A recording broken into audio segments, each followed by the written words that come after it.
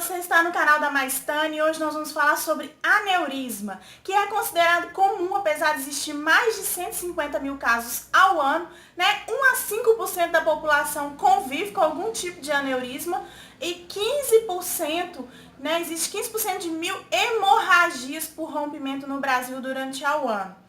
Né? Se você ainda não curtiu esse vídeo, se você não conhece o canal, curte esse vídeo, se inscreva no canal. Eu sempre estou trazendo alguns assuntos relacionados à saúde, né, para você poder aprender um pouquinho de coisas que são muito importantes para você.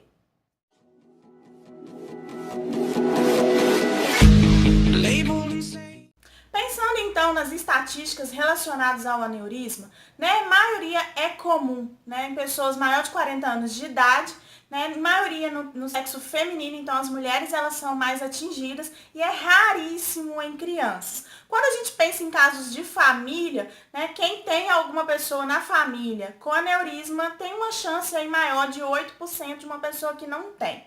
Pensando em estatísticas, então, 10% das pessoas morrem antes de chegar no hospital, de 30% a 40% das pessoas não sobrevivem, mesmo quando elas têm algum tipo de tratamento, né? 25% das pessoas têm algum tipo de sequela grave, 45% ficam com algum tipo de problema na memória e 5% dos acidentes vasculares encefálicos são causados, né, por algum tipo de aneurisma. Se você ainda não viu meu vídeo sobre, né, AVE, o acidente vascular encefálico, ou o famoso AVC, né, vai lá na playlist de vídeo aula que ele tá lá, vai complementar então o seu conhecimento.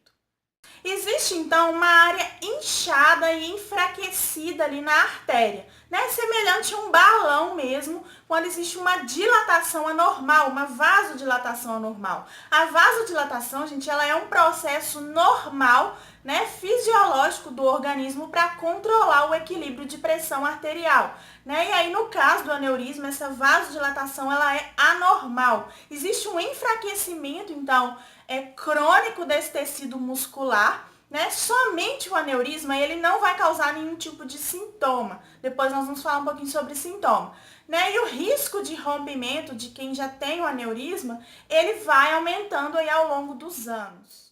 Os tipos de aneurisma eles são classificados mediante a localização, a forma e a origem. Pensando em local, então a gente tem, né, o cérebro, que são os aneurismas saculares. 3 a 5% da população tem algum tipo desse aneurisma, da população mundial. Ele é o mais comum de todos. Né? Lembrando que aneurisma e acidente vascular encefálico, né, os AVCs, eles são diferentes. O aneurisma, ele rompido, pode causar um AVC, tá? Por causa do inchaço mesmo, do sangramento, da ruptura ali do vaso.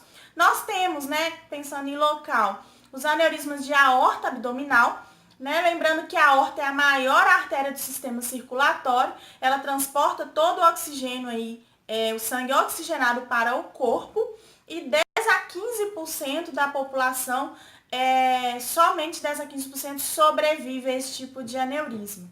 Né? E nós temos outros tipos de intestino, de baço, né, atrás dos joelhos, aí, por exemplo, que são aneurismas raríssimos. Pensando na forma, então já é a forma que esse aneurisma toma ali na artéria, né? Os saculares, que é em forma de saco mesmo, lembra que eu falei do cerebral, que é um aneurisma sacular. Tem os fusiformes, que já são mais largos, né, numa forma de um losango, e os dissecantes, que são exclusivos da aorta. Nós temos também conforme a origem, então, por exemplo, de origem de aterosclerose, né, que são os ateroscleróticos. Existe uma inflamação, né, uma placa de ateroma mesmo, que vai enfraquecer ali a parede daquela artéria. Nós temos os infecciosos, que já são mais raros, bem específicos mesmo, por exemplo, a sífilis. Temos os congênitos, que são raríssimos, né? Já vem com o nascimento de pessoas que já são predispostas a ter algum tipo de aneurisma.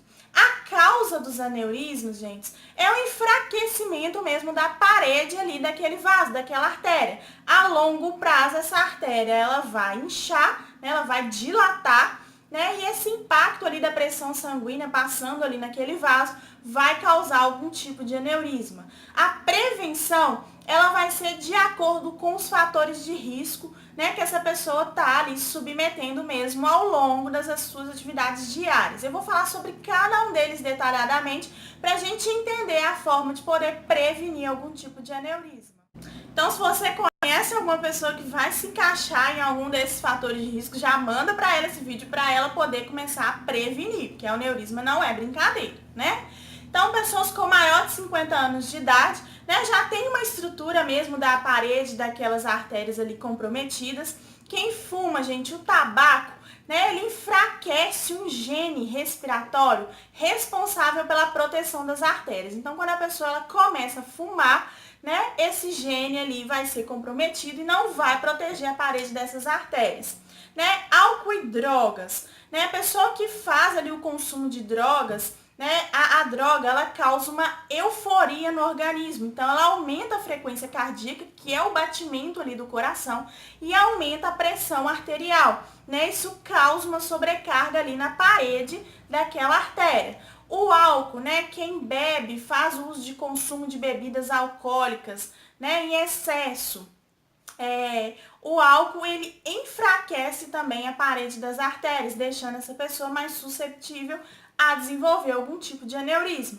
Hipertensos, quem é portador de hipertensão arterial sistêmica, né? Quem tem pressão alta, então já tem também uma sobrecarga ali naquele vaso da pressão sanguínea que vai passando ali por dentro dele. Por que as mulheres são mais suscetíveis a ter, né, aneurisma do que os homens? A mulher tem um hormônio, né, o estrogênio, ele regula o ciclo menstrual da mulher e ele protege as artérias. Então, quando a mulher entra na menopausa, né, a taxa ali desse hormônio ela vai cair e por isso as artérias elas vão se enfraquecer. Eu falei antes da aterosclerose, né, as placas ali de gordura que vão se acumulando mesmo ao redor dos vasos, vão estreitar a luz daquele vaso, favorecendo o desenvolvimento de algum aneurisma. Os traumas, né, pancadas vão causar um rompimento ali naquele vaso, né? Então, por exemplo, se foi na cabeça, se foi no tórax, se foi no abdômen, pode causar algum tipo de aneurisma. Inflamação sanguínea, as vasculites podem causar. Diabetes, que já estão relacionados, né? Geralmente quem é diabético está relacionado com algum problema cardiovascular, também pode favorecer. Né? Aumento do colesterol, como eu já falei, as placas de gordura vão enfraquecer. Predisposição genética, principalmente quem tem algum parente de primeiro grau, que já teve algum caso de aneurisma ou tem algum caso, né? Ou alguma má formação aí arteriovenosa. Os sintomas, então, dos aneurismas, né? A maioria deles são assintomáticos, até acontecer algum tipo de problema, né? Mas os sintomas, eles podem ser genéricos, dependendo ali da região em que for acometida. Então, pode ter uma visão borrada, se ele for cerebral, né? Se for de aorta torácica, por exemplo, a pessoa vai apresentar uma tosse ali do nada, repentina, uma tontura, né? Também repentina, vômito em jato, alguma convulsão, né? Alteração ali da consciência. Então, vai depender muito da área em que foi atingido mesmo, né? Sendo que a maioria é assintomático, os sintomas eles vão aparecer mesmo ali naquele último minuto mesmo, antes dele romper, né? Então, lembrando, os sintomas eles vão aparecer quando rompeu ou quando estão prestes a romper. Geralmente são dores fortes, localizadas, né? E os episódios eles são rápidos. Já o aneurisma roto mesmo, né, que já é rompido, sensação mesmo de uma dor ali de cabeça, né, uma dor no abdômen, uma dor no tórax, vai depender também, né, da localização, sensação de uma pancada forte, né, e de uma quentura no local. Quem já teve algum tipo de aneurisma relata isso, uma quentura mesmo ali no local, né, que está sendo acometido. Pensando no diagnóstico, né, o check-up mesmo que a gente está acostumado a fazer no dia a dia, ele não mapeia os aneurismas, né, exceto para quem já tem alguma predisposição genética e aí o check-up é diferente.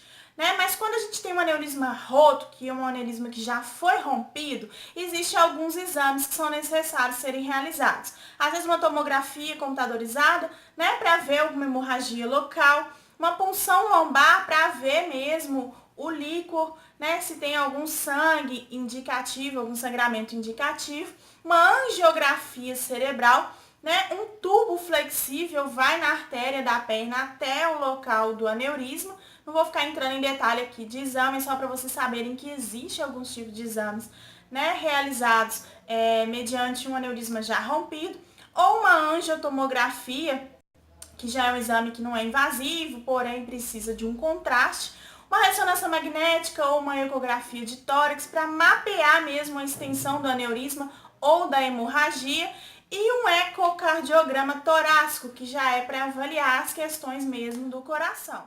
O tratamento, então, é por mediante uma intervenção cirúrgica, né? Pode ser feita uma embolização, né, endovascular, que é menos invasivo. Um catéter vai até o aneurisma, então, com uma mola ali de platina que impede a hemorragia, mas ele pode voltar. Existe o tipo de clipagem, né, que é uma operação que se faz que ele não volta, mas aí precisa realizar, por exemplo, uma craniotomia, né, já é bem mais invasivo.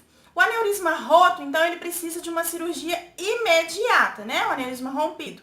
Ela pode ser convencional, que é retirar mesmo ali, substituir por um tubo, interrompendo o fluxo ali por um fluxo menos utilizado, ou endovascular, que é um tubo por um catéter que vai até o aneurisma.